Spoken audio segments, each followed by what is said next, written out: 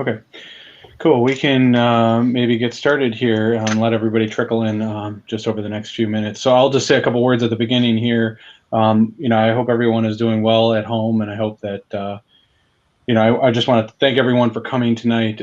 This is actually the first virtual Chicago Computation Group event, probably long overdue, but in any case, we're working on lining up some pretty solid monthly events for the remainder of the year, all of which will be, follow the same virtual format.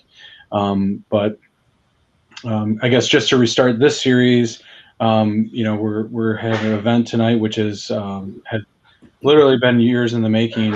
Charlie and I had spoken about an event, actually, in the very first days of the Chicago Computation Group, soon after he had deployed the array of things around the city.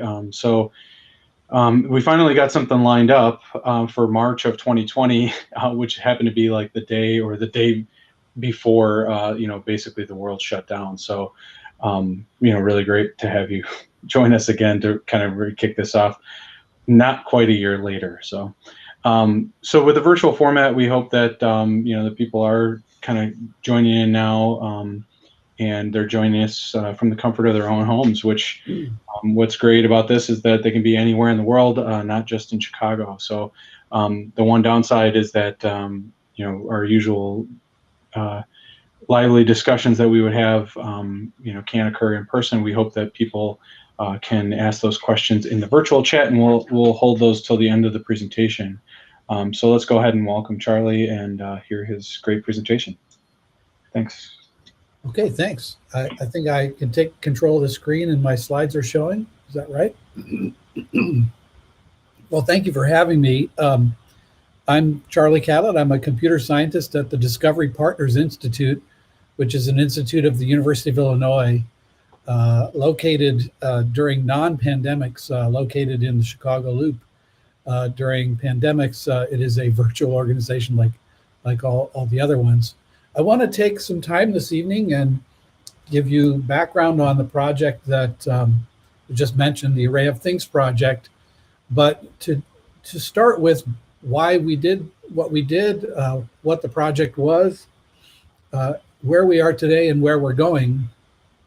The Array of Things project actually started as an idea almost 10 years ago, where I happened to be in a meeting and heard that the city was going to replace 300,000 streetlights with LEDs. And I thought, that means they're going to roll bucket trucks and put stuff up on poles. And maybe there's something we could put up on poles that would help people do science related to cities. And so that started a number of us on a quest to figure out if it was possible to make an urban scale instrument that would measure the city in a variety of ways to help scientists and policymakers better understand the city. Some people called it a fitness tracker for the city. That's pretty much in the spirit of what we wanted to do. So I want to start with the motivation behind the project, and then we'll move into some of the technical details. I'm, as a computer scientist, I'm interested in cities, but I'm not an urbanist. I'm not an architect or an urban designer or a social scientist. I hang out with them as much as I can. But my idea behind my idea of cities was that they were these large, homogeneous entities with an understanding that there were some parts of the city that were different than other parts, of different ethnic neighborhoods or different crime rates in different parts of the city. But it wasn't until I started to interact with people who do study cities that I came to understand that cities are really collections of neighborhoods. And your experience in a city is very, very much influenced by where you're born and where you live. You can see 4 examples here on screen of different ways to look at the city of Chicago. And if you could look at a picture like this of any other city, you would see the same sort of mosaic pattern of differences. Striking in the left-hand side is the way that medical researchers put it is some parts of the city, people age more quickly than others. even if you correct for racially specific disease or crime that's very local, you see these differences in average life expectancy in Chicago between Streeterville, not on this map here, a little bit north of the arrow on the right, between Streeterville and north of the Loop and Englewood, which you do see there, 66 to 71 years. There's a 30-year difference in average life expectancy. Here I'm showing a child that's born 1 mile to the east of Englewood in Hyde Park there has a dozen years more life expectancy than one born in Englewood. So this, by any measure, would tell you that cities work better in some parts than others. And so the question for much of urban research that we are involved in is, how do we understand the way cities work so that we can make different parts of the city work better for all the people that are in the city? Second to left there, you see air quality, asthma, and the difference in different parts of the city there. And the sort of colored one, access to services there, that is a map of the city with the Chicago Loop on the right, with a color code that corresponds to the average time that it takes to get to the Chicago Loop, a proxy for opportunity and jobs center of the city. The amount of time it takes on average to get there by public transit. So if you're in one of those green regions there, half an hour. If you're in one of the purple or the gray regions or yellow, it could be a 90-minute trip. So depending on where you live in Chicago, your opportunities for employment will be better or not so good, depending on your access to public transit. And then on the far right side, you see a map that it's a little sort of multidimensional, but what it's showing is access to healthy food or food deserts. And that is in certain parts of the city, if we use the definition of access to healthy food as, is there a grocery store that's at least 2,000 square feet?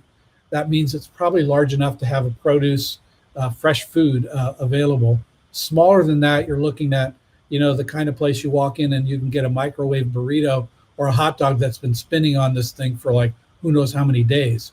And so if you live in certain parts of the city, you just don't have easy access to healthy food. And you can see a compounding effect in that map that these are often neighborhoods of color.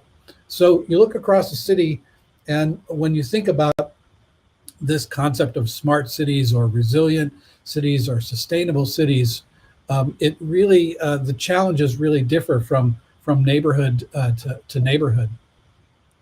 I was particularly excited about doing this work in Chicago because of the philosophy from City Hall that was more than just open data, which was a great philosophy, but it was about using technology and data to make the city better for the individuals who live in the city, and not just the ones that commute in on, in Teslas and are looking for parking. I had a chance to talk about the array of things a number of times with Mayor Emanuel, and in this case here you see with Mayor Khan from London, who had a similar or has a similar philosophy when it comes to use of technology and data in cities. It's there not as an end goal to make the city more technological, but it's there as a means to make the city work better for people. And Mayor Lightfoot has carried on that tradition in Chicago of really thinking first about the residents and how do we use technology to make the city work for all of its residents.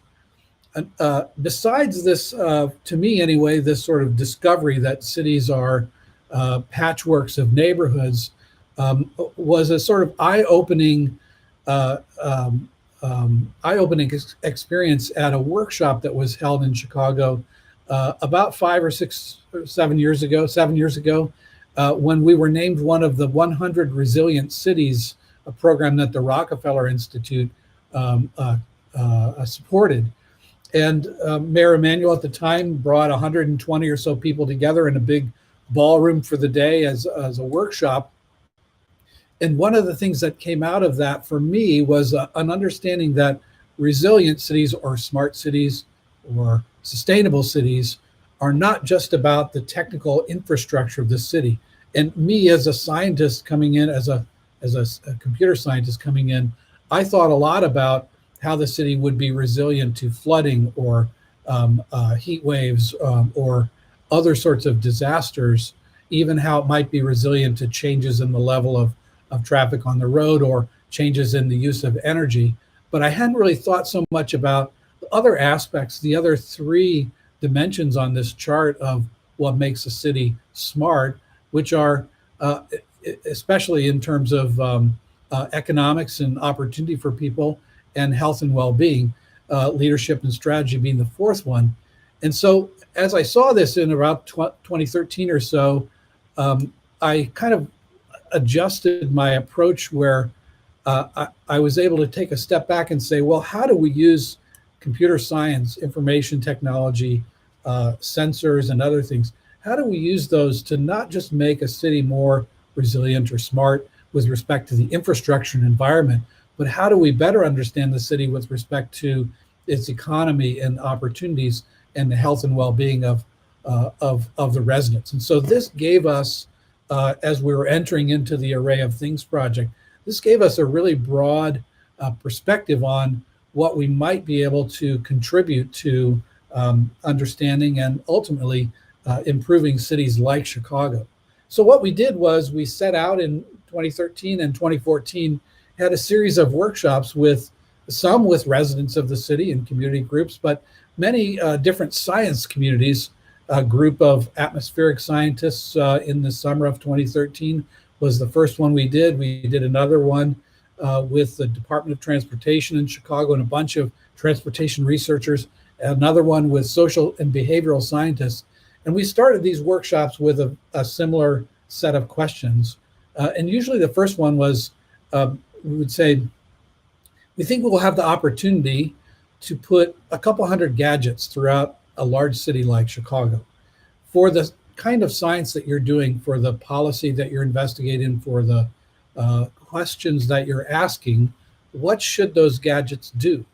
And what you see on the slide here is a list of properties at the top, like air quality or noise levels or temperature or humidity.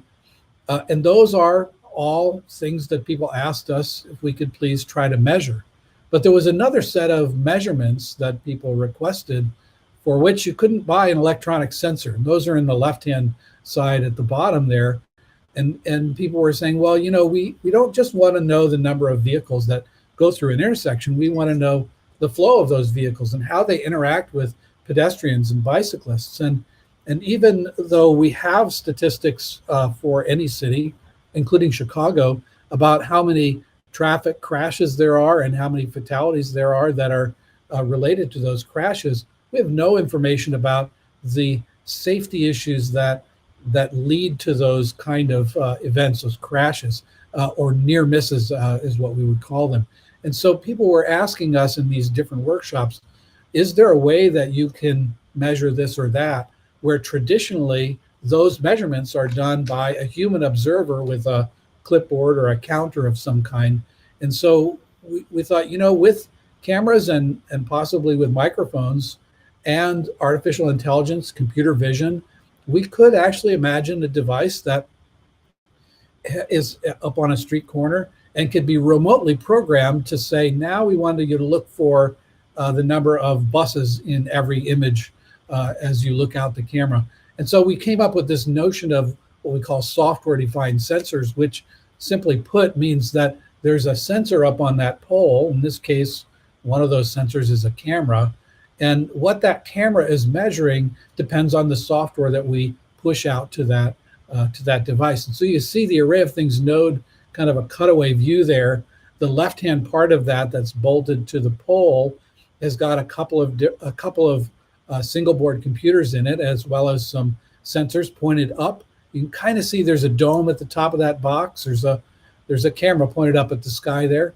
And then on the right-hand side, that's called a Stevenson shield, which is the term for a weather station enclosure that allows air and indirect light to come in, but protects the boards inside from direct sunlight and moisture, rain, snow, etc. So that's on the right-hand side where most of the sensors are.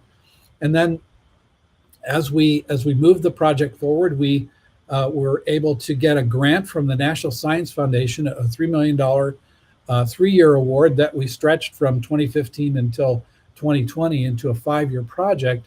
And that award paid for the final design of all of these devices from prototypes we had already built, included the design that came from the School of the Art Institute of Chicago, and some of the designers there, led by a guy called Doug Pancoast. And then we were able to build several hundred of these, put them out, replace some of them over time. And ultimately, we have, you see on the map there, about 140 devices that are out there in the field. Now they're out there in the field, but the project ended last September. So they're running, but they're running sort of unattended. They're continuing to collect data and push it into the data store. You can still go there and get the data, but when they die of old age or other illness, we don't go back out and replace them. That's an unfortunate tragedy, actually, of the COVID-19 pandemic, is that we were all set about this time last year to roll out and replace 50 of them with new devices, and we simply weren't able to get that done in the last year. So I'll talk in a moment about where we're going from here with what I'm calling Array of Things version 2. But this is the device, and you can see we got expert help and excellent partnership from the city of Chicago, in particular, the Department of Electrical Operations, which is part of the Chicago Department of Transportation. When we were deciding where to put these devices, you can see they're sort of randomly placed around the city, but you also see some clusters of devices. Maybe a couple of the obvious ones. There's a row of a dozen of them along the lakefront there, and that was a request from atmospheric and air quality scientists that wanted to understand the lake effect on weather and air quality. I've got a list of a dozen or more projects here where these were groups, some of them government groups, some of them science groups, some of them community groups that came to us and said, we'd really like you to place them in here or there to help us with this project, if you can read that tiny font, or ultimately, I think they'll post my slides so you can look at them. Other clusters you see on the south side there's looks like the top and right side of a box, a kind of an upside down L shape. That's the Chatham neighborhood, and there the interest is in looking at flooding and being able to predict flooding based on soil moisture and rainfall and topology. You can also sort of make out a circumnavigation of Goose Island in the northwest of downtown there. And the idea behind that one was to look at traffic patterns as development moved forward to make major changes to the activities and the infrastructure on Goose Island. Then obviously you can see that cluster in the Chicago Loop, where in that case we wanted a couple of different corridors there, including State Street, and I believe it's Randolph or maybe Washington. No, it's Randolph, where we wanted to have stretches of road where we had one of these devices on every street corner. Also mentioned, you saw the picture on the last slide.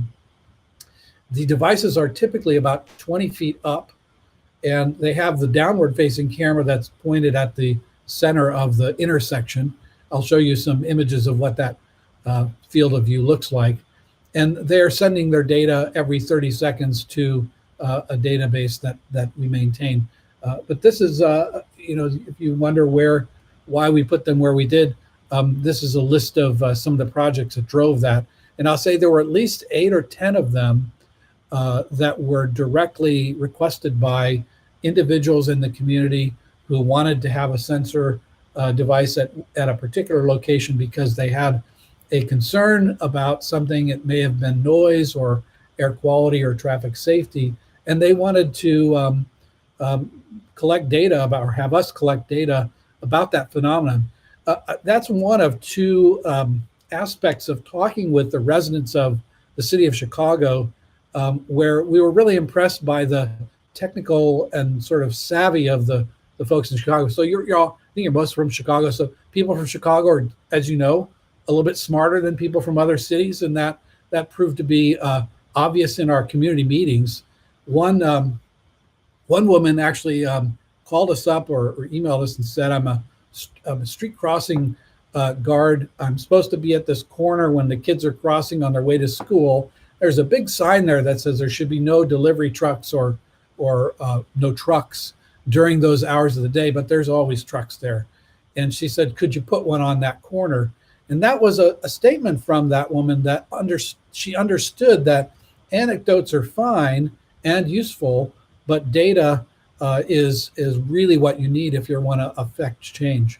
The other example, we were in Pilsen in the community library there. We were having a community meeting, and one of the women that was there raised her hand, and she said, so you're putting these air quality sensors at 28 feet above the sidewalk, but is the air up there the same as the air that I'm breathing 5 feet off the ground? And the answer was a sort of a sheepish no. It's not really the same. And so that was a sort of savvy question. As you'll see in a minute, we're trying to do something about better measurements for air quality as well. So as I mentioned, these have cameras. One is pointed at the sky, one is pointed down at the intersection. And what you see here is on the left, on the bottom, you can see an example of the field of view about the size of a baseball diamond. In the bottom, you can see the results of some of the very simple object detection that we do with computer vision. Each of the nodes, as I mentioned, is sending all of the data from its 30 or so sensors every 30 seconds. It is also sending the results of image processing of a finite number of applications, if you will, that we have running, the number of pedestrians, the number of vehicles in the past 30 seconds that, or actually in a snapshot during the past 30 seconds that the device has seen. And the idea there is to build up over time a sense for the density of people and vehicles going through a particular space, in this case, an intersection. The images themselves, after we analyze them, are deleted. These are connected with 3G. The next generation will be 5G, but these are connected with 3G, and there's just not enough bandwidth there without spending an arm and a leg, or maybe multiple arms and legs to pay for it, to send more than an image every few hours or even infrequently. And so what we do is we analyze the data there, we delete the images. That's partly for bandwidth purposes, but it's also to give us a very strong posture of security and protection of privacy. A few images per hour we will send back to our database, but they'll be those are in a protected space. You have to sign a data use agreement to get to those, but those are important images because they help us tune the software that we use to recognize things. If you want to train software to recognize cats, you have to train that with lots and lots of images that have cats and images that don't have cats. So we need those training images, but we also protect them for privacy reasons. You can read, by the way, our privacy policy on the website. The arrayofthings.org is our website, and that policy's up there. It's been there since summer of 2016. All right, so every 30 seconds, each one of these 140 or so devices sends a burst of data over the internet using this 3G connection. It goes into some back-end databases that we have. Among the things that we do with that data is we take the reading from the sensor, which is an electronic reading of voltage or current, and we translate that into the measurement that the sensor is supposed to be measuring based on the properties of that sensor. Most of the time, it's a simple linear transformation. 4.5 volts means 100 degrees, or 3.7 volts means 37 degrees. So that's done. We keep the original data as well as the interpreted data in that report, and when we publish it to the general public, we keep that data because over time we may, in some cases, find better algorithms for translating that raw reading into a meaningful number. The best, the most likely place that will happen will be with the gas sensors, because a gas sensor will read different, with the same concentration of a gas, that sensor will behave differently depending on temperature, and some will behave differently depending on humidity as well. So we have to take temperature and humidity and the gas sensor reading, combine those together with some mathematics, and come out with what we think that means, that reading means, in terms of parts per billion or parts per million, depending on the sensor. So it's important to keep that data. We view it as data to never throw away. And in fact, every data point that we've ever collected is still out there on this open and free data website. You can download it in big chunks or small chunks. There's an application programming interface that you can use to also look at not just the bulk data, but data that's usually less than 3 to 5 minutes old. So we're always pushing data out to the API. All of that is implemented in Amazon Web Services. So a couple of examples of what we do with what we call AI at the edge, out at the edge of the network in these devices. Here's some work by a group out at Northern Illinois University, where they put a device up, and you can see that they're tracking the movement of pedestrians through the scene, counting the number of pedestrians, looking at where they're going, and then building up this tracer analysis that you see here, where blue is in one direction and red is in the other. And you can see from this analysis that lots of people don't use the crosswalks. And so this is one of many examples where you would want to look at how people use a public space as part of how you might design that public space. If there were lots and lots of people not using this crosswalk here, it might be a smart thing to do for the campus to put a scramble crosswalk in. Or if you see lots of pedestrians crossing outside of the crosswalk, you might want to put a warning sign or light up for vehicles. So that's an example of computing at the edge and using this AI capability to do computer vision. Other examples of projects that are outside of the array of things, but using the same platform, which we call Waggle. It was developed by a team led by Pete Beckman, myself, and Raj Sankaran, and Nicola Ferrier, and others. So we have other projects besides the array of things. I'll just highlight a couple of examples here. On the left-hand side, those of you who drive around Chicago know that one of the things that happens is you get caught at-grade crossings. CMAP, Chicago Metropolitan Agency for Planning, analyzed this a couple of years ago and found that Chicagoans are wasting about $60 million worth of productivity or time per year sitting at grade crossings. And there are hundreds of them. So if it costs usually on average about $60 million to fix an at-grade crossing by moving the cars or the trains up or down, you have to sort of pick and choose which ones you want to do. So with the Illinois Department of Transportation, we have been ramping up over a long period of time, and we hope we'll get it ramped up, a project where they would like us to put array of things nodes at several of these crossings to look at the traffic disruption, but to look at it in a more complex way or insightful way than just how long was the gate down and how long until it came up. And some of our friends at CMAP gave us some ideas of what we might look to measure there. For example, how many vehicles were caught in that at-grade crossing? What type of vehicles were they? How many were public transit versus private versus delivery or even emergency vehicles? And then how long does it take once the gate goes back up for traffic to return to normal? So it's a lot of information that you can get if you can put a human observer out there 24 hours a day or a smart device like one of ours. Other projects that you see here, a project that the Department of Energy is funding to put a bunch of our next generation devices at O'Hare to analyze traffic in and out of that facility. I mentioned the Chatham neighborhood and flooding. On the right-hand side, that's a description of that project that's funded also by the National Science Foundation. That picture, those red dots are all flood damage reports from one single year. This was 2004. And on the far right, some work with a couple of different agencies and industry looking at electrical quality, power quality monitors to see if we can predict failures in the electric power grid. Some other things that you can do when you start to put intelligence out there with the images, these are all projects that are underway or have been completed in some cases with students and faculty members at our own institutions and elsewhere. I'll point out a couple examples. You see the drone detection there, sort of middle left. That is a project that we did several summers ago with the Air Force and the group that manages Soldier Field. And the question there was, so these Array of Things devices have now been up for 5 years. At the time, they've been up for a couple of years.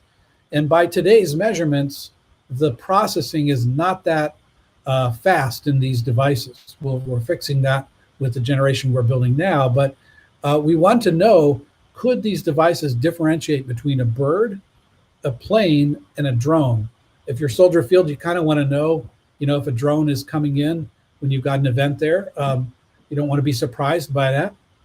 And it turned out, in this case, unlike the one below it, where we're looking at cars and we're looking at the shape in the image to do object detection, here we're looking at the movement of the device, of the object, and making our object detection based on movement characteristics rather than the shape of the object. And if you've ever looked at birds, drones, or airplanes, they all move with different movement characteristics. In the upper right is the entry at Argonne National Laboratory. We have now, for about the last 25 months, we've had one of our next generation devices there, kind of proving it out, and it's much faster processor, not as fast as the ones we're now building 2 years after that. But that is a test bed where we're developing better ways to track vehicles through intersections and ultimately be able to look for phenomena like a near miss. I'm just looking at the clock to see, I don't have a clock on this screen here. So on the bottom right is probably the best illustration I can think of for why there's this advantage to having a software-defined sensor. With a typical sensor network, you put your network up and then you say 2 years later, it'd be great if we could also measure carbon dioxide. And in fact, we've said that. It would be great if we had put carbon dioxide sensors on the Array of Things nodes, but we didn't. And so if we have to measure carbon dioxide now, we have to physically go out and put a new sensor on the pole, which is a fairly expensive thing to do. A software-defined sensor means that if we want to measure something we didn't anticipate, we send new software out to the device. So it's just like your phone. There's an app store and you can make this phone do different things by the application that you download. Same thing with these devices. And so I can say with great confidence that we didn't anticipate 5 years ago that we would be interested in how many people walking down the street are wearing a face mask. And yet here we are. So we were able to do these experiments looking for detection of face masks. We thought, as you can see in the kind of middle below there, the group of kids. And by the way, those faces have all been blurred out for privacy reasons. We don't use images that have faces in them. So there's a group of people there, and we thought, well, let's measure social distancing. The problem there is that those might all be people from the same household. So, we don't really know with social distancing if people are supposed to be close together or far apart. So we just concentrated on seeing if we could spot face masks. The evolution of the Array of Things, I want to talk maybe for a few minutes about some of the lessons that we learned. I'd say one, which I've already mentioned and it will probably come up in the Q&A, I'm happy to talk more about it, is the notion of privacy. And we took a very, very strong approach to privacy and security because we felt great responsibility by virtue of the fact we were putting cameras up in people's neighborhoods. And so that resulted in a series of community interactions and a privacy policy that other projects have approached us and said, hey, we borrowed your privacy policy and we used it in our project. And to that we say, excellent, that's what we were hoping for. Here you see 4 generations. The third and fourth don't look any different, so there's only one picture. 4 generations of the Array of Things node, going back to the original ones that on the left-hand side that were made at the School of the Art Institute of Chicago, artisan crafted, handmade devices. There were 12 of them. This is serial number 0 here. Doug Pancoast and Rob Drinkwater and others there at SAIC built these things with and for us. And then there's a row in the middle there, the one with the green pole.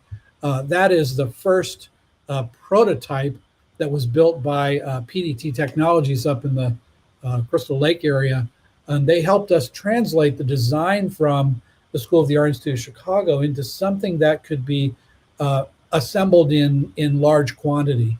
So getting away from the artisan crafted handmade devices to something where we could have a factory make a couple hundred of these. Maybe not something that you would have robots make tens of thousands, but you take walks before you run. So that middle one is that first prototype, and then the right-hand side is what you see up on poles today. The reason there are four generations is that across the bottom there, you can see 4 generations of the controller board that we built so that we could have a piece of hardware there that would anticipate and either prevent or respond to problems that we anticipated would happen in the field. And it turns out some of the things that we were trying to protect against that turned out to be not as prevalent as we expected. So we kept building these controller boards with increasing capability and complexity. An example would be we wanted to be able to restart the device with a new, fresh set of software, even if the memory card cracked due to changes in temperature, as we've had even in the last week in Chicago. And so all of the computers that are inside, both computers inside, have 2 physical memory chips. And so that controller board, if it detects that one of the devices has stopped responding, it tries to reboot it. And if it can't reboot it, it tries to reboot it with this other memory card. So we built lots of these belts and suspenders in. In the meantime, in the last 5 years, companies are actually making hardened single board computers that really have built into them some of these resilience features. So with the new devices, we won't have this complex controller board because now the CPUs are made for being out in the field, whereas 5 years ago, that was not typically done. So I've just described the AOT concept, array of things concept, and everything I've said so far is what I'm now calling array of things version 1. So now I want to talk a little about array of things version 2. And I have neglected to tell you why we called it the array of things, or AOT. The idea originally was to take Internet of Things technology, IoT technology, and use that approach to blanket the city with devices that would help us to measure the city. And the notion of the array came in because we thought about the concept of an array telescope, the Very Large Array in New Mexico, for example.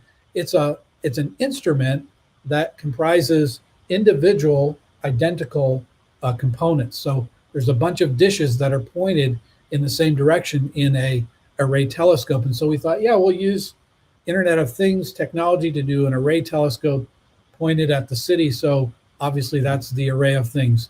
We didn't think that we would stay with that name, but it turned out to stick. And so that's why we call it array of things. So what's happening with array of things version 2? This is, I'm just going to call this an informal discussion with friends in Chicago. This is not an official announcement or anything, but we will do something in the spring to sort of officially transition from version 1 to version 2. Now, version 2 takes another lesson into account from array of things, and that is the very expensive devices that we built that you saw. Those cost several $1,000s to build. Those are great if you want to do edge computing and do things like look for near misses at intersections or characteristics of traffic.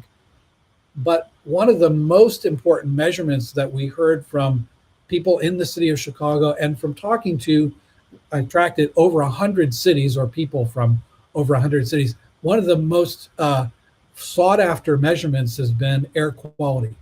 And to do air quality, you kind of need $100,000 instrument if you're going to do it at EPA quality standards. But increasingly, you can do it with lower cost instruments. We're not quite at the point where a $100 sensor device will give us the quality that we would get from the more expensive ones, but we're probably not very many years away from when we can do that. So what we decided to do is say, Array of Things version 2 is a combination of two different types of deployment. One will be a small number of these very powerful devices for focused studies in parts of the city, like how people use a public park or an important intersection that is got a lot of traffic and maybe has some danger associated with it. So the expensive devices for these focused experiments, but to try to get as many devices lower cost as we can to spread around the city to do air quality. This became, I guess this strategy really became clear. I was in Phnom Penh, Cambodia about a year and a half ago, and I had come there because several groups there were interested in doing an Array of Things project there.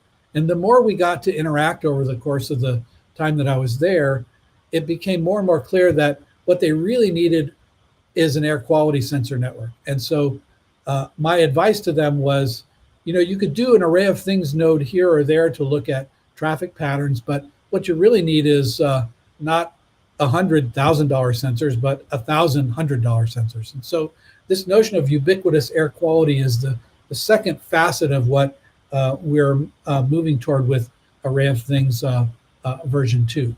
So let me talk about version 2, the powerful nodes, and then I'll talk about the air quality part. We finished our $3 million project, and we went back to NSF and said, hey, we've built this technology. We've proved that it can work in a city like Chicago. We've learned a lot about the practical matters of deployment and of air quality, sensor quality, of programming devices up on poles.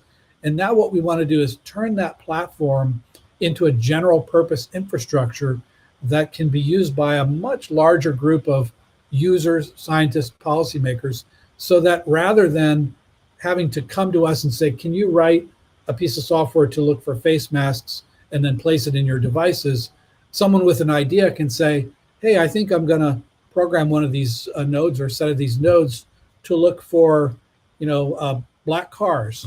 And so I'll write that code in my workstation at home. I'll try it out on a virtual node. Then I'll send a virtual image to the project, to our team, so that it can be scheduled out in some of those nodes. And so we wanted to build that whole cyber infrastructure. And we're now a year and a half into a 3-year, $9 million award to make that infrastructure much more general purpose, the hardware and the software much more modular, moving away from custom-made devices toward devices that are assembled from off-the-shelf parts that didn't exist 5 years ago. And so you see this, it's called SAGE project, now in the leadership team on the right-hand side there. In this SAGE project, you've seen this image from earlier. I'll say there are a couple of things that we're changing. What's improving about the project relative to the original Array of Things. So one is this idea that someone can build and design their own device and still, if they want to, send their data up into our data systems so that they can add their data to our data. Advantage there to many groups is that they really, really want to build the gadget, but they don't so much want to do the whole back end of reliable data transfer and the database that you need and the APIs and publication of data. And so for many of those groups, they say, well, that'd be great if we could just send our data into the back end of the SAGE project. And then we also get to take advantage of, because it's in the same format, of all of the tools and tutorials and APIs that have been created for the SAGE project, the successor to Array of Things. So those are a couple of different changes. And then with the hardware, we've also made some changes. This is a picture now of one of the prototype devices. We should be getting about 30 of these for testing out in Chicago and around the country within the next month or so. But one of the things that we've changed here is that the software stack that runs on this device can now run on other devices. In some cases, we've got it running on Dell Edge rack-mounted servers. And so if you are a project that wants to build the hardware but doesn't want to build all the software for doing all the things I've just described, you can take our software from GitHub and put it on your own hardware. Or if you're using a piece of hardware that we've already got the software running on, then you just use that. So we're also moving away from the notion that you have to buy the device from our project to put it up and take advantage of that infrastructure that the National Science Foundation has invested in. And then these notion of Lambda triggers is that we wanted to couple this infrastructure with high performance computing so that based on measurements in the field, you could feed a computational model. You guys in the sort of design architecture, urban planning, talk about digital twins. So imagine a digital twin for a wildfire that is being fed in real-time information from cameras in the field and wind detectors and air quality sensors, so that digital twin running faster than real time can give actionable information to first responders. So that's the kind of coupling that we're looking for in this new project. And I've already mentioned this notion of virtual nodes we've now got set up and running, so you can write your own software for the edge and try it out on these virtual nodes. So that's the high end, and those devices are going to be even more expensive than the Array of Things nodes because they have much more powerful processors, much better cameras, all commercial off-the-shelf devices. In the other end of things, looking at ubiquitous air quality sensing, we began working with Microsoft Research and JC2Co, as well as City Tech and the Chicago Department of Transportation. We started talking pre-COVID, and another delay because of COVID. We started talking over a year ago about using a prototype device that's called Project Eclipse from Microsoft Research. Not a product. It is an experimental device. It's about the size of a bagel. You can see what they look like here, kind of what they look like. The ones that will go out will have solar panels, about a 3-inch square solar panel. And these just measure 4 different gases, NO2, SO2, ozone, and carbon monoxide. And they measure particulate matter, PM 2.5. They talk cellular. They have solar power, so there's no wires. And working with JC2Co and CDOT, we've been able to arrange for these to go up on bus shelters. Now, unfortunately, we don't have 2,600 of them. So you can see the bus shelter map there. That's the 2,600 bus shelters.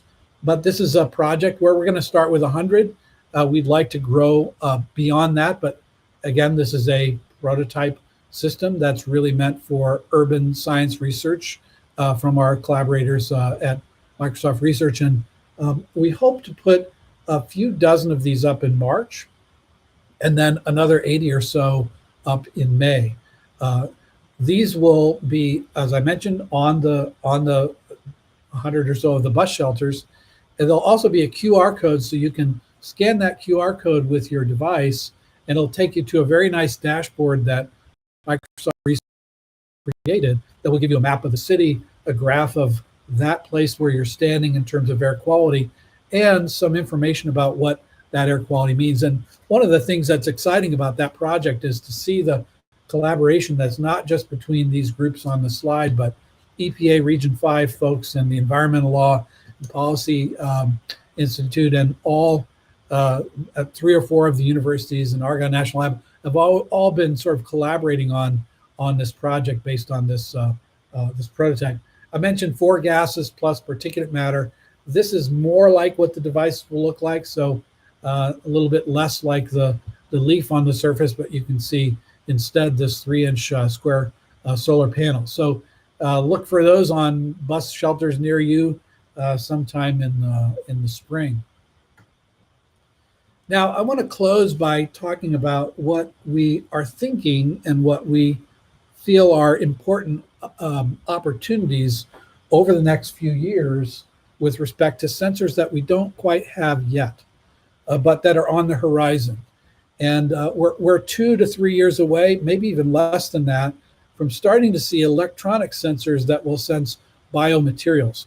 Now, if you want to sense biomaterials in the environment right now, what you do is go and get a sample, and you bring it back to the laboratory, you do a chemistry experiment on it, put it into a machine to read its concentration of different biological materials, or maybe to do genetic sequencing on it. So we're approaching a time in the near future, 3 to 5 years, where we should be able to see some of that biosensing happen out at the edge in devices, maybe solid state in some cases, solid state sensors in other cases, AI-driven laboratories in boxes. What you see on this screen here are the hot and cold spots for COVID-19 for a particular week back in early September. This is information that's published by the Department of Public Health in Chicago every week. And you can see that the hot and cold spots are not in entire regions of the city, but they're smaller regions. And what we've been doing with funding from the Walder Foundation, and by we, I mean the Discovery Partners Institute, Northwestern, Argonne, UIC, and UIUC, we've been working to put a prototype system in place in Chicago for measuring COVID-19 in the wastewater.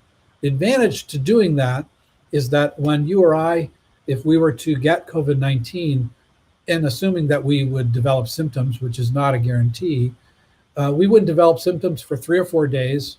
We might then go get tested, and those test results would reach the Department of Public Health another 3 or 4 days. So 7 to 10 days between the time that I get sick and the time the public health department knows about it. Maybe not me personally, but people in my community area.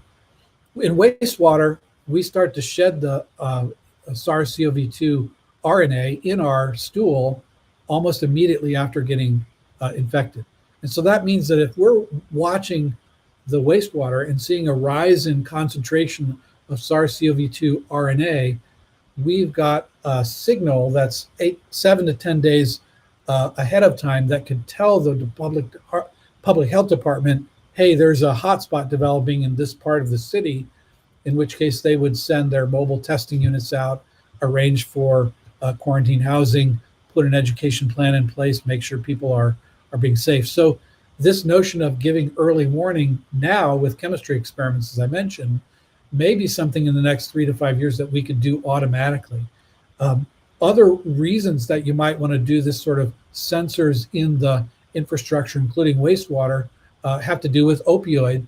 Here you see a map. It's hard to read in the smallness of the screen, but this is a map of emergency responses to opioid-related overdoses.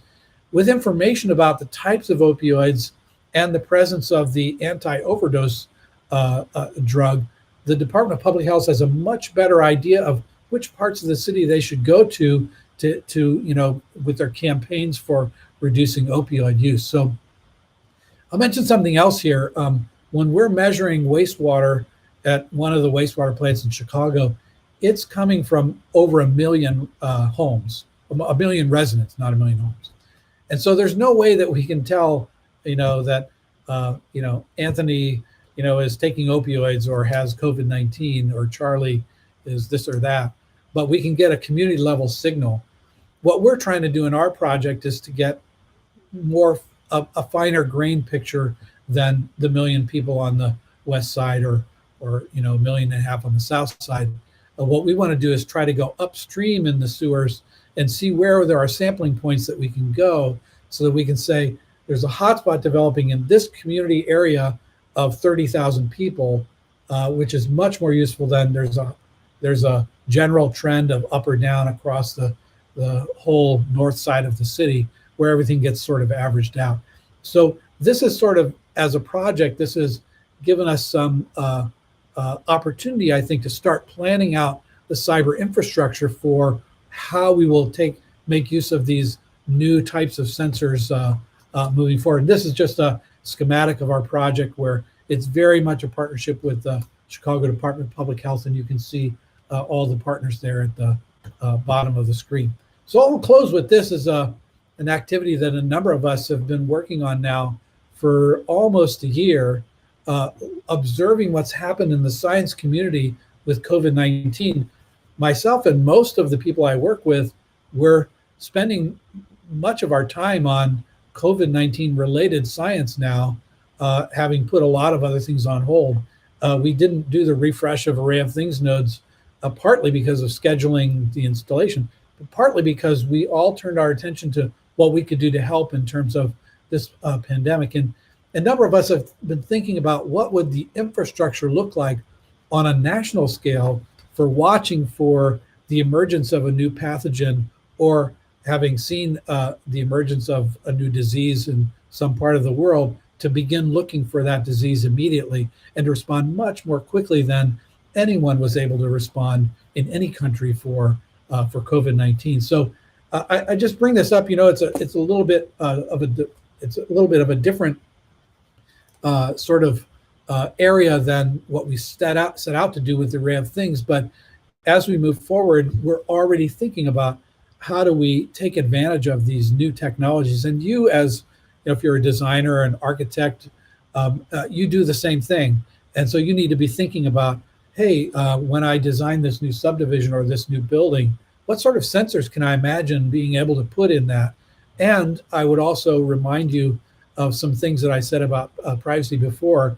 Also be able to think through, what are the privacy implications of making that measurement in that place? And how do we get the benefit of sensors, cameras, AI, without the significant downside with respect to privacy that we're seeing already happen in other countries. So I'm going to close there, and thank you for spending your early evening with me to talk about this, and I'd be happy to take questions. Should I unshare my screen? Would that be helpful, or does it matter? It's good. It's fine. Thanks again, Charlie. It was great talk, and I'm sure the chat a year ago would have been very different than the one we're having now, which I think is good. I mean, I think that there, as you said, this look at how space sensing is actually coming up in a lot of conversations that we're having, obviously in more recent days because of the pandemic. There were a couple questions in the chat that I guess we can kind of hit. You were talking earlier about the position of the sensors, and I guess a couple questions were about, were they located around the city just in relationship to those groups that you were talking about, or I guess that begs the question then, were there other groups in other cities that are also eager to try something like this that you've been talking to? So the map, I showed the map, and there's a map on the Array of Things website as well, although it probably needs to be updated. With respect to other cities, that was also one of the lessons that we learned. I started my talk by talking about how great it was the way the city of Chicago has approached data and technology with Mayor Emanuel and now Mayor Lightfoot. Other cities are not so lucky. So there were about 14 cities that people at universities there, in most cases, had some money, and they said, hey, can we just buy 3 or 4 nodes from you, because we'd like to put them in our city as well. Of those 14, Vanderbilt University, a guy named Dan worked there, was able to put 3 of them up in Nashville. Folks from Georgia Tech, Deborah Lamb and others there, put some up I think it was in Columbus, Georgia. Folks in Taichung City in Taiwan put some up at National Chung-Sing University there. There were a couple that went up in Denver, and all the rest of them, they ended up either putting them in their office or, in the hallway or something like that, because they just weren't able to get the needle to move in their city to get approval to put these things on poles. And so it was really sort of, as I mentioned, eye-opening to us that just being able to get 140 sensors up, nodes up in a city, um, the city of Chicago made it look easy compared to these other places. Yeah, yeah. And do you think that in the version 2.0 they've been supportive of installing additional sensors, or have they seen the, I guess, have they seen the benefit and therefore said, yeah, great, we want the 1,000 or 10,000 sensors? You know, every one of the folks that I interact with in the city of Chicago is very positive about what we're doing, and I sense an unbroken uh, sort of wave of support for the last 10 years. Uh, as I said, from Emmanuel's administration to Mayor Lightfoot's, and so and in each case, it's obviously important what the mayor thinks, but it's also having commissioners and department heads who see the potential for this sort of thing. So I would say my interactions tell me that there's a pent up demand for, in particular, for this new capability, but also a pent up demand for PM 2.5 in particular in the city. So yeah, there's a strong support still. Yeah, for sure. And I mean, I assume that like there has been, I'm surprised that how much data is available on the Open City Data website, and how many groups are using it. It's a interesting interesting take that the city has undertaken, and for sure has, I think, borne fruit and knowledge to, and hopefully decision making has been a result of those things. So I don't know if you've experienced that yet in terms of some of the I guess some of the like using the data for future planning or changing services that might have been done. I know that there's the famous example that the city always talks about, which is like tracking the snowplows as they move through the city, and that changed a little bit of at least understanding where politicians live. But but I'm just curious as to like how much maybe services or planning has changed given some of the data that you guys have been taking. Yeah, I think in some cases our data has contributed along with other data um, to some of the activities of the city. In particular, the Chicago Department of Public Health has been pulling data from many different sources, including ours, to build composite pictures of air quality on the city. Um, what I think one of the things that we took away from the Array of Things project is that um, uh, despite me saying that Chicago made it look easy, certainly compared to the other cities, is that the project ended up being a much more of a computer science experiment on making a device that could live in those harsh conditions and getting them up on poles and remote managing them. So um, we spent more time on building the platform and perfecting that, which is now bearing fruit with this new project. And part of the project too was looking at whether it was possible to make some of these measurements with low cost air quality sensors. And frankly, we found that many of the sensors that we chose, the answer was nope, they're not very good quality. So some of the air quality sensors were marginally useful, but some of them just were not. And that was part of the experiment as well. So we learned a lot, and I think we can point to things that happened in the Array of Things project that equip us better. And even in working with Microsoft and looking at what type of sensors to put in these devices on poles, and how do you calibrate them, and how long should you expect them to have in terms of a useful life. Yeah, we were very surprised that we just did a mini deployment of an Array of Things deployment within our office, and had a similar experience as to how do you measure air quality, what's the quality of the data, how long are these devices lasting, and surprising how quickly it ramps up from the cheap low cost sensors to the accuracy of much more sophisticated sensors. So it's a it's a fun problem. I see a couple of chat questions. Should I go ahead and address? Absolutely, yeah. Let's blast through them. So one is, how was the location of the sensor, the devices articulated? Was it based on GPS info and city data? Every time one of those devices went up, the CDOT electricians, we gave them a notebook, and the notebook said, at this intersection, we want it on the southwest corner. And so we knew where they were going up, and then when they put them up, they went through a series of checks. And in some cases, they put them on different corners because they could see that the corner we chose was maybe not the best one. In one case, we had asked them to put a device that the upward-facing camera would look at the underside of Lakeshore Drive. So, rather than just do what we told them, they said, hey, how about if we put it at this other corner? There's another case where we had looked at winter pictures on Google Street View and chosen a corner in Hyde Park.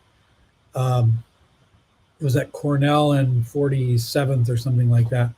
And they went out there and they said, well, if we put it there, the upward facing camera is just going to be covered by the tree branches.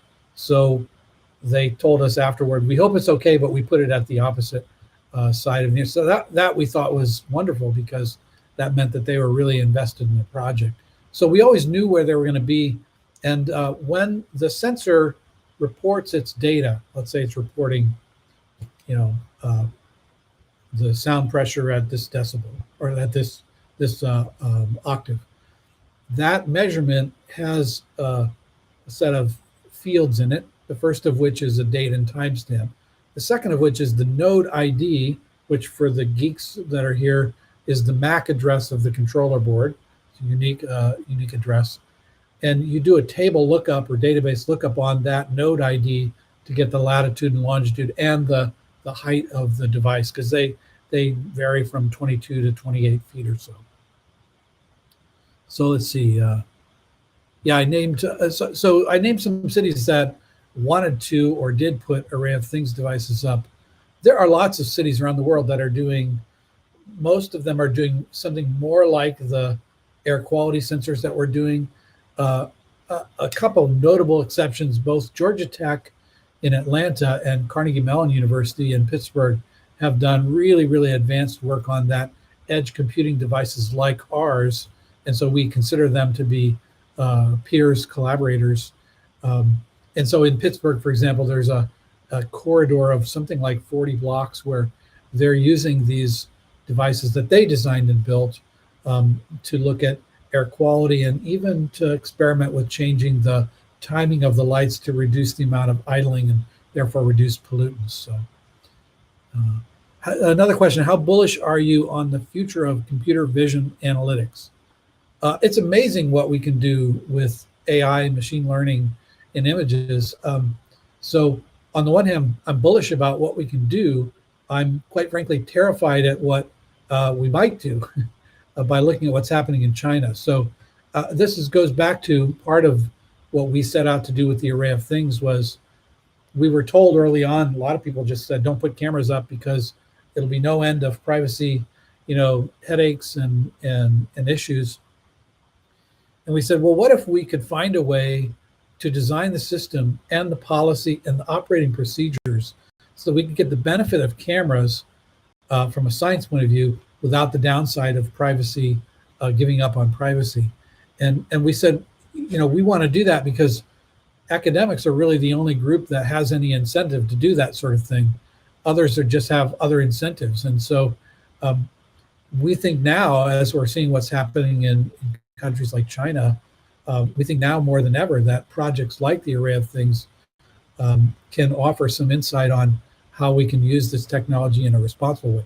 Whether our legislative process can keep up with technology is, sort of maybe not even an open question. It just can't.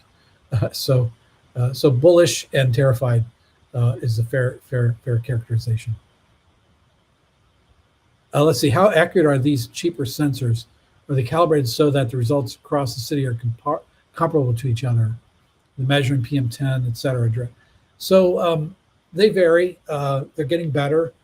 Some of the sensors we used originally were electromagnetic printed sensors, and we found that those were very difficult to calibrate, and they were difficult to, they had a lot of drift. PM 2.5 and PM 10 particulate matter, and PM 2.5 is 2.5 microns, smaller than that 2.5 microns. So those are also very difficult to measure because a PM 2. A particulate matter sensor has difficulty differentiating between a micro droplet of water and a piece of pollutant. And so the more expensive ones will heat the air before forcing it through, and then they use a light, shine it on the air, and they look at the dispersion. So that's continued to be a difficult one, but there too, they're getting better. So I would say with these low-cost sensors, you need to think of them as powerful in the aggregate, but in the individual, maybe suspect, and powerful in the aggregate to give you a sort of gradient, a qualitative or coarse-grained view of air quality, but they're not the kind of scientific instrument that you would use for, atmospheric greenhouse gas measurements or that sort of thing. So, a friend of mine once, was a vegetarian. I said, this is years ago before there was the fake meat that we have now. That's actually pretty good. I asked him, so are those veggie burgers good? And he goes, well, they don't taste like hamburgers, so you have to sort of appreciate them for what they are. In that case, they're pretty good. So I think it's the same with these low-cost sensors. You have to sort of know what you're getting and decide whether what you're getting is useful to you or not. In many cases, it's pretty useful. Last question, does 5G present any new opportunities or just an increase in resolution? I think it does present new opportunities. One thing it presents is a worked example of why this notion of putting computing out on poles, if I do say, was a pretty good idea 5 years ago when we started doing it, because that's how you get the low latency in 5G.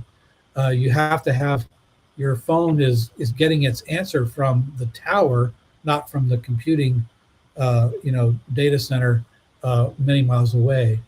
The advantage, I think, that comes with 5G, there are a couple of, I'd say two big ones from our point of view. One is the bandwidth that you can do there. And so that lets us do a lot more in terms of moving things around. The other one that may be even more important is because there's less distance between your antenna and your device, and because of the technical design, the transmission is not so costly from the point of view of power. So you can have a device like the ones we're putting, Microsoft Research, the ones we're putting on JC2CO bus shelters. That device can last a lot longer and actually survive on solar power, in part because the data transmission requirements in terms of battery power are so much lower with 5G, and even we're lower with 4G. But 5G gives us the ability to have interesting sensors that have very long battery life. And maybe even some of our colleagues at Northwestern are designing sensors elsewhere too, are designing sensors that have no battery. They just work on, they heat up in the sun and they've got some power. So they do some work and then they lose power and go away. And so they just take ambient power. So these are the kind of things 5G will be very good at enabling.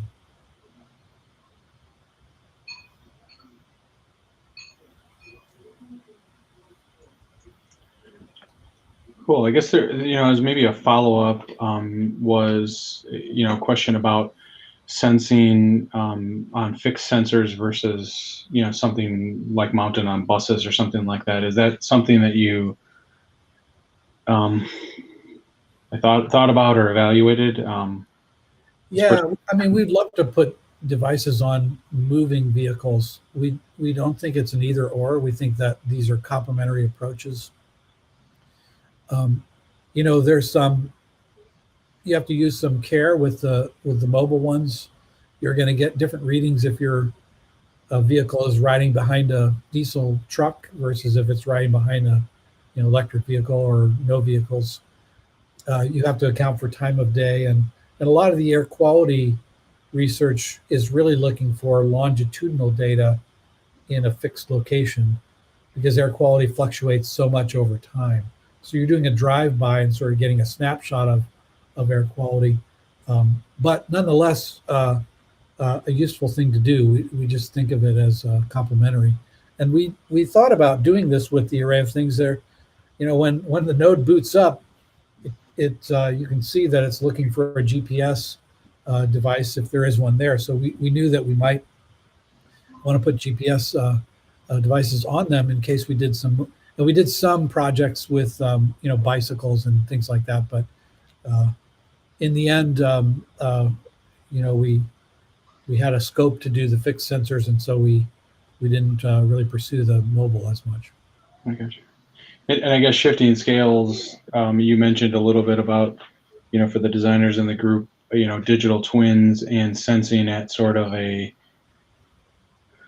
that sensing could be, sensing at a city scale, but have you also, done any investigation or discussions about sensing at like the space scale or campus scale, call it, for, I guess, a more hyper accurate sensing array? Yeah, we have thought about that specifically for the array of things. There's a group at Northwestern that is run by a faculty member named Dan Horton that has done a lot of work in satellite air quality measurements. And it's not exactly the same thing as measuring something on the street.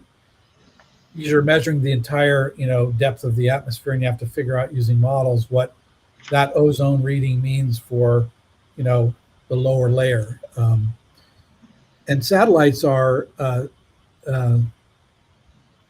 at the moment, what's available to us is once a day a measurement over Chicago with a resolution, I think that is about 5 by 8 kilometers. Once a day, sometime in the afternoon. There's a new satellite that's going up sort of any year now, maybe up by now. I haven't looked into it for about 2 years. But the new satellite would give hourly over areas of 3 by 5 kilometers. So we looked at the satellite technology as a potential for correcting for the array of things style measurements that we're taking. So we do think that there's some interesting work that can be done to even correct some of the lower cost air quality sensor readings by combining them with the satellite readings. The other way that we've looked at satellites with some of our collaborators, not our own team, is as a way to measure other things. For example, Rita Caldwell from the University of Maryland has been able to detect cholera by looking at satellite images of bodies of water. And so we've only scratched the surface of what we can do from some of the more modern instruments that are giving us satellite images. So it's an interesting area, but it's sort of outside of the urban sensing field, other than as a way to calibrate and correct our readings. Gotcha. And going the other way, like at a very local level in terms of inside of buildings, or I know again with pandemic mode, we're looking at a lot of sensing office spaces for some of the things that you were talking about earlier. Yeah, we've been actually looking at that pretty carefully, what can be done in buildings, and that's where these new biosensors should be quite exciting. Imagine that you have a faucet that an LED comes on if there's a particular lead or other sort of contaminant that's detected, or a toilet that has a device in it that changes color if certain diseases are detected and says, call the doctor, you might have this infection. So we've been thinking a lot about how that looks from a computer science point of view, where you have sensors throughout buildings and in plumbing and things like that, and what that looks like from a privacy point of view. In fact, at DPI, we have been for the last 6 months or so interacting with some of the companies in the plumbing industry regarding what the future looks like for plumbing when you have these kind of biosensors and other new technologies. So it's an interesting, fast-moving area. I think for you guys that do building designs, now is a fun time to do what you're doing. Yeah, for sure. And maybe that's in the array of things 5.0, right? Care to, or maybe three? Yeah, maybe 3. What do you speculate for array of things 8.0? What's sort of far out there that you really? I don't know that we've thought that far down the road. I think what we're thinking now is, as I mentioned before, so now you can spend $500,000, $400,000, and you can buy something the size of a 55-gallon drum that weighs 1,000 pounds and drop it in the lake or the ocean, and it'll do the kind of analysis that we're doing in the lab. And so as you look, down the road, imagine that a device that can run on a rover or, on a buoy that can actually do genetic sequencing. That's what we're sort of looking at, is what does the cyber infrastructure look like, and what are the possibilities when genetic sequencing becomes not a laboratory activity that takes hours, but something that's contained and small enough that can move around. And so, even something as simple as dropping a device into the Chicago River and getting tracking what's happening with Asian carp or what have you, there's lots of interesting things that you could do at that point. I'd say the other future that we're sort of intrigued by is we've recently been talking to people that are doing wearable sensors. So a Band-Aid form factor that does blood pressure or blood glucose and tells your watch, that's no longer science fiction. It's pretty much the next sort of fitness tracker technology. Lots of interesting data and privacy issues. Right. Well, thank you so much, Charlie, for for great presentation and a good discussion afterwards. We can wrap up now. I think the questions are wrapping up, and so I think that's a good time to call it a night. Thanks again for inviting me, and thanks everyone for joining, and good luck on your series, and hopefully we won't let a couple of years go by before we get back in touch. Yeah, for sure. Right.